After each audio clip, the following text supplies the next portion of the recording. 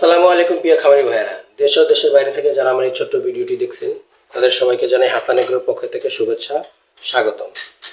তো আজকের বিষয় হলো যে বকনা গরু আছে, এই বকনা গরুকে ক্যাটাফস ইনজেকশন করব। ক্যাটাফস ইনজেকশন করব আর রেনাসল AD3 ইভেট করব। কারণ এই বকনাটা হিটে আসার সময় আসছে, কিন্তু এখনো হিটে আসতেছে না। তো এটাকে যখন আমরা রেনাসল AD3 ইভেট ইনজেকশনটা করব, এটা খুব দ্রুত হিটে চলে আসবে। এই জন্য আজকে আপনাদেরকে দেখাবো কিভাবে ইনজেকশন করতে হয়, কিভাবে কি ধরনের ইনজেকশনটা করবেন, কোথায় করবেন, এটাই আজকে আপনাদেরকে দেখাবো। তো আমার কাছে এখানে আছে ক্যাটাফস। ক্যাটাফস আছে, এই ক্যাটাফসটা আমি এটাকে দিব এক পাশে, আর এখানে আছে রেনাসল AD3 ইভেট, এটা করবো আর এক পাশে। তো এটার বয়স যেহেতু 14-15 মাস হয়ে গেছে, তো এটার 100 কেজির কাছাকাছি ওয়েট হবে। এটাকে আমরা মোটামুটি ক্যাটাফস 8-10 সিসি দিতে পারবো। আর রেনাসল AD3 দিব এটাকে 3 থেকে 4 মিলি।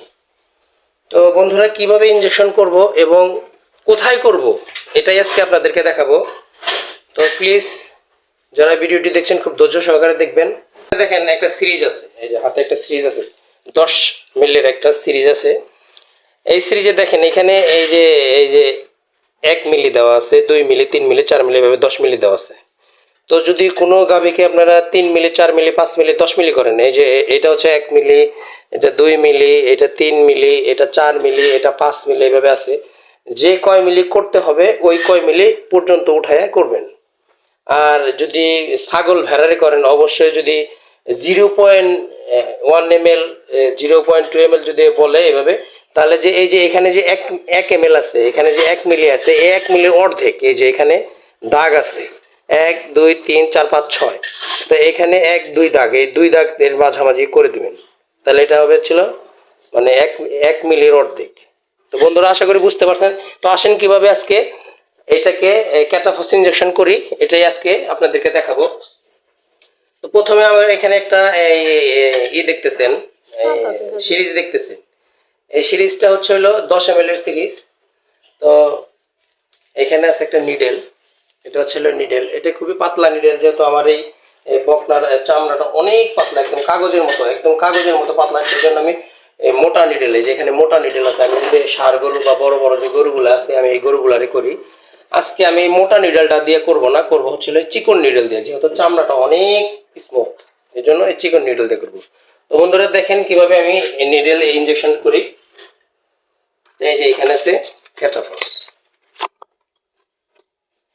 এটা একটি 100 ml এর ভায়াল। এটা আমি করছি ষাঁড় গরু বা এগুলো যা আছে করছি। আজকে এটাকে আমি করব প্রায় শেষের দিকে, যতটুকু আছে এটা ততটুকু করে দিব। তো ভাইলটা যেভাবে আছে, ভাইলটাকে এভাবে ধরবেন, এই নিডেলটা এভাবে ঢুকাই দিবেন। ঢুকাই দেওয়ার পরে এই যে দেখেন, এই যে এইখানে এভাবে হাত দিবেন, দিয়ে এভাবে টান দিবেন। এই দেখেন, এই যে দেখেন, এই যে ওষুধগুলো কীভাবে চলে আসতেছে, দেখছেন চলে আসছে। বের করে ফেলবেন, বের করে ফেলার পরে এখানে যে হাওয়া থাকে, হাওয়াটাকে বের করে দেবেন, হাওয়া বের হয়ে গেছে। তাহলে আমি আজকে করবো 5 মিলি শেষ। তো আজকে কিভাবে করবো এটাই দেখাবো। তো এখানে ক্যাপ আছে, এই ক্যাপটা আমি কেটে নিব। কাটা ক্যাপ আছে, কোথায় যেন আছে, ক্যাপটা আমি কেটে নিব। ক্যাপটা কেটে নিলে হবে কি, যেহেতু একবারে ছোট একদম, এখানে এটাতে অনেক বড়, এখানে প্রায় 1.5 ইঞ্চির মতো আছে। তো এই নিডলটাকে আমি যখন ক্যাপ কেটে ছোট করে এই পর্যন্ত দিব, এখানে 1/2 ইঞ্চির মতো জায়গা থাকবে, যেহেতু পাতলা চামড়া। তো 1/2 ইঞ্চি দিলেই চামড়ার নিচে মাংস পেশিতে, তাইলে আর অসুবিধা হবে না। তো এটা কিভাবে কাটবো এটাই আপনাদেরকে দেখাবো। আচ্ছা, এই ক্যাপটাকে কাটছি, এই ক্যাপটা আমি এটার মধ্যে লাগাবো। যেহেতু এটা খুবই চামড়া নরম এবং বাচ্চা গরু, মাংসপেশিতে এত বড় নিডেল দিলে একটু সমস্যাই।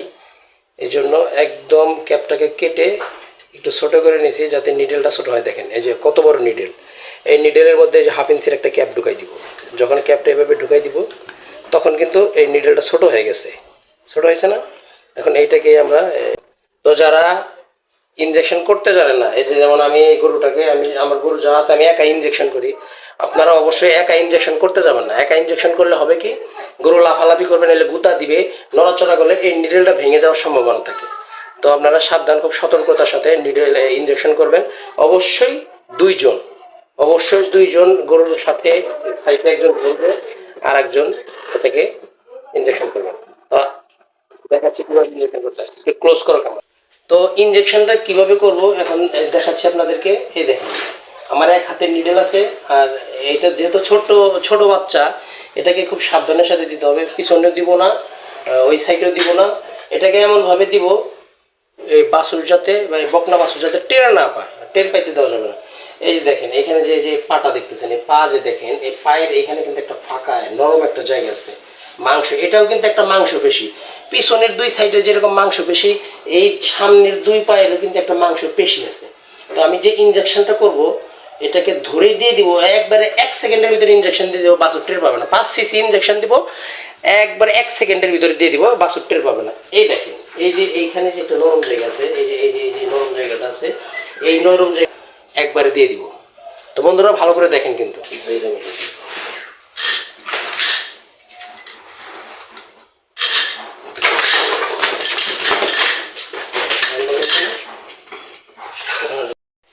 তো বন্ধুরা যারা খামারি ভাইয়া আছেন, যারা 2-4টা গরু লালন পালন করে থাকেন, অবশ্যই গরুগুলোকে খুব যত্ন সহকারে ইনজেকশন করতে হবে। তো যারা আমার এই ভিডিওটি দেখছেন, যাদের ভালো লাগছে অবশ্যই লাইক কমেন্ট করবেন। আর যারা আমার এই চ্যানেলের নিয়মিত ভিডিও পেতে চান, অবশ্যই চ্যানেলটি সাবস্ক্রাইব করে পাশে থাকার চেষ্টা করবেন। তো বন্ধুরা আজকের মতো এখানে শেষ করছি। ভালো থাকবেন, সুস্থ থাকবেন, আল্লাহ হাফেজ।